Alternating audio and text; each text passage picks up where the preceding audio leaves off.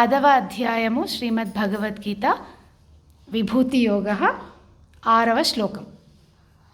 మహర్షయః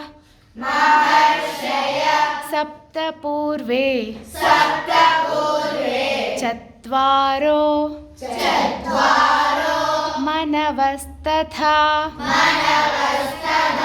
మద్భావా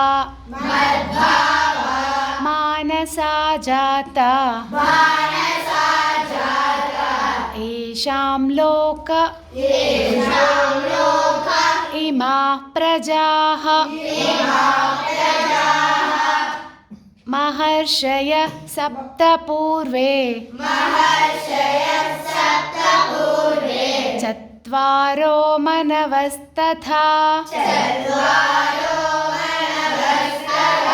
మద్భావా మానసా జాతా ఏషాం లోక ఇమాః ప్రజాః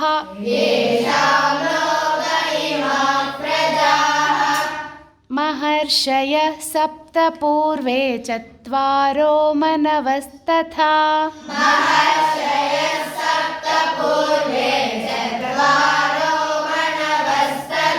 మద్భావా మానసా జాతా ఏషాం లోక ఇమాః ప్రజాః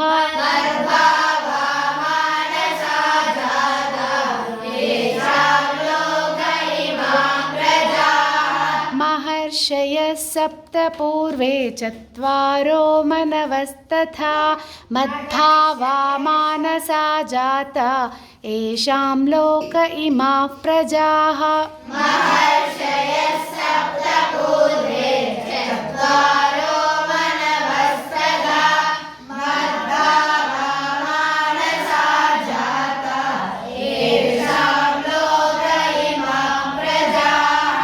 జై శ్రీరామ్.